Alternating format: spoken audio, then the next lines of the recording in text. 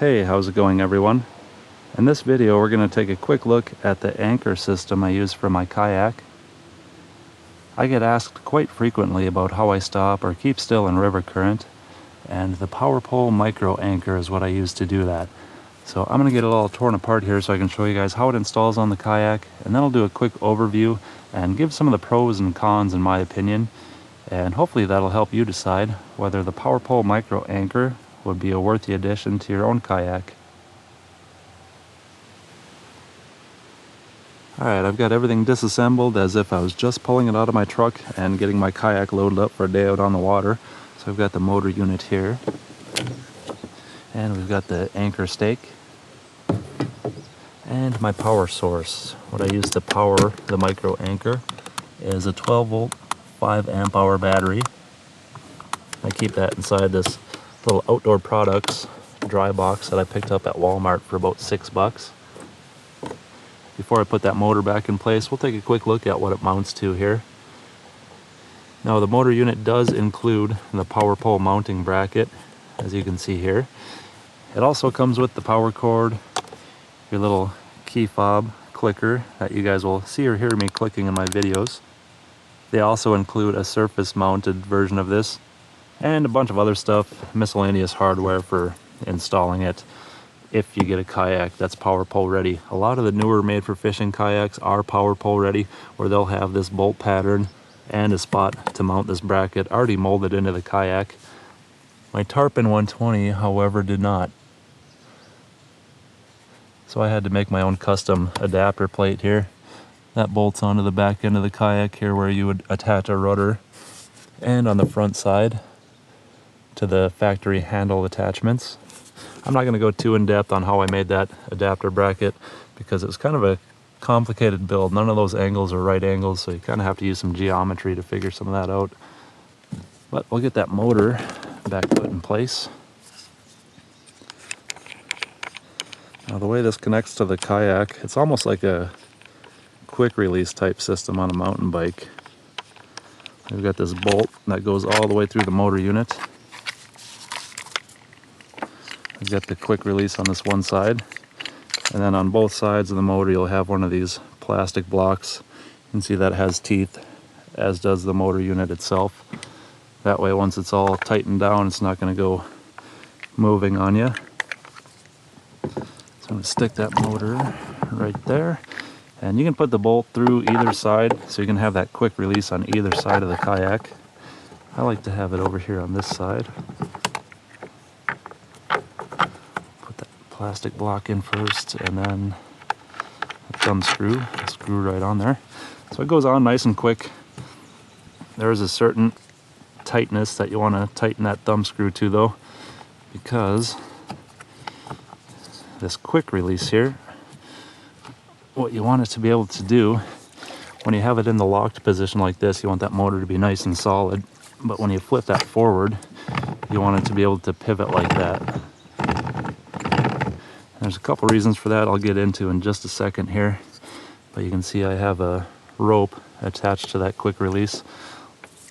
I'll run that underneath my tank well bungee and to this ram ball I have installed on my rear slide track, and that's within reach of my seat, so if I need to reach back and yank that rope, I can do that from the seated position.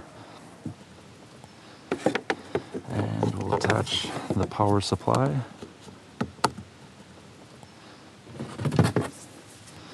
And the stake goes right in the hole on the top there, and we're ready to go.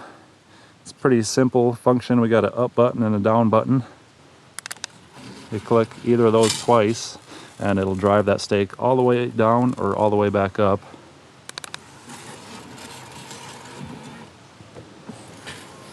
Or if you hit them just one time,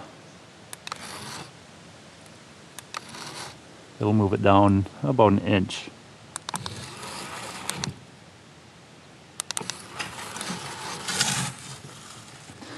Now back to that quick release. Why would you want that on there? Well, let's say you have that anchor stake dropped and for some reason your battery dies or malfunctions or the motor malfunctions and you can't get that stake to come back up. Well, all I would have to do is reach back and give that rope a yank, and I'd be able to paddle off the spot and get over to the bank or the shore or wherever I need to go to take care of the problem. I also like that sometimes for getting underneath low bridges. A lot of the times I can just drop that stake a foot or two and I can scoot right underneath some of the bridges. There are a couple real low ones where it's shallow underneath, where I'll actually have to yank that rope, release that anchor, and what I'll do is I'll drop it all the way down like that, and I'll paddle through just like that with the anchor just hanging off the back. And then once I get to the other side of the bridge, I'll find another spot where it's shallow enough where I can find bottom with that anchor. Then I'll hit the up button twice as I'm paddling backwards, and that'll put it back into the vertical position like that. And if I'm real careful, I can even reach back with my paddle and put that back into the locked position. So that's a nice little safety feature of the Power Pole micro anchor. It's pretty unlikely that your battery would die, but around here, if it does happen, it's going to be late fall when it's cold. Sometimes that cold weather will freeze your battery and it'll quit working all of a sudden. I'd hate to be out in 4 or 5 feet of water and find my batteries died and have to jump in to drag my kayak back to shore or something. So that little safety feature prevents that from ever happening. And on top of the motor unit, we have a couple of nice little features. We have a battery level, where you hit that button and it'll show you what your battery level is at. You can see mine is fully charged. And then your anchor force level. Now this motor is made for boats of up to 2,500 pounds. So I believe Power Pole recommends you keep that anchor force at either 1 or 2.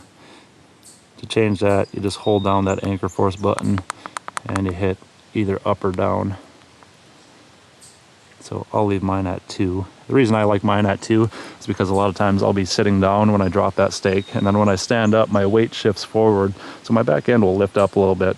I like keeping that on 2 to give that anchor stake a little bit more force driving down. We get a little bit better hold. That way when I do stand up, I'm not going to go drifting off my spot. Next, we'll go over the pros and cons of the micro anchor.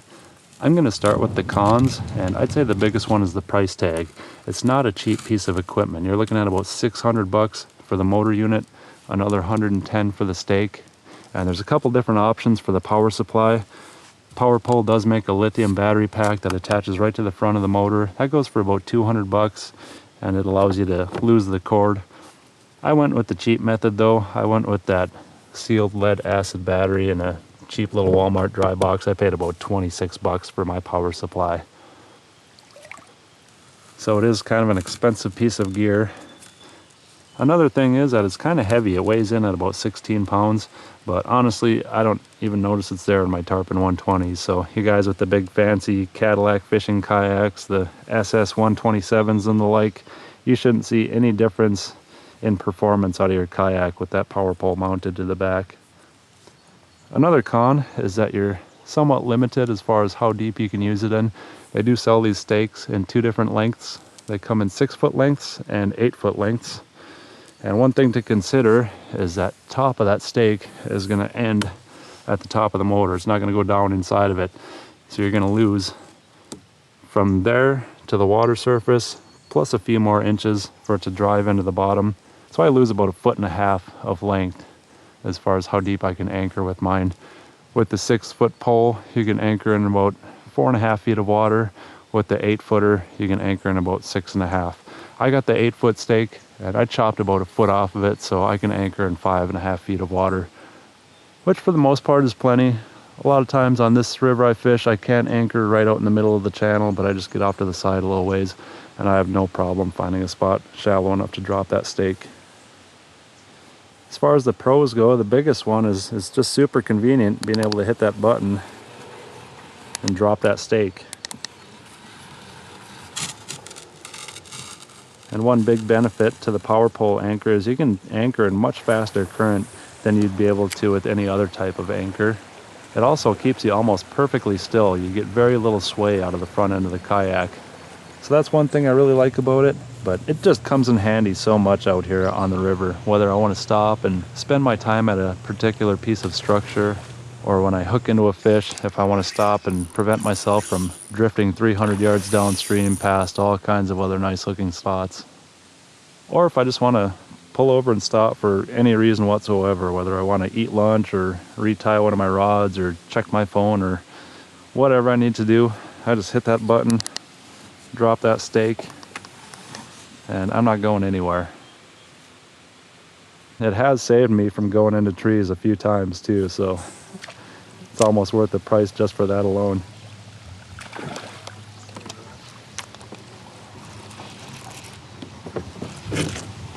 Keep it out of the sticks. Oh, thank God for the power pole. Well, that covers just about everything I can think of. I hope you guys enjoyed the video and found some of the information helpful if you were on the fence about whether or not you should get a micro anchor yourself. For me, I get a ton of use out of it, so it's been well worth the investment. But that's a decision that you'll have to make. As for me, I'm going to hop back in the kayak and go see if I can catch a few fish before I call it a night. So thanks for coming along with me again. I'll see you next time.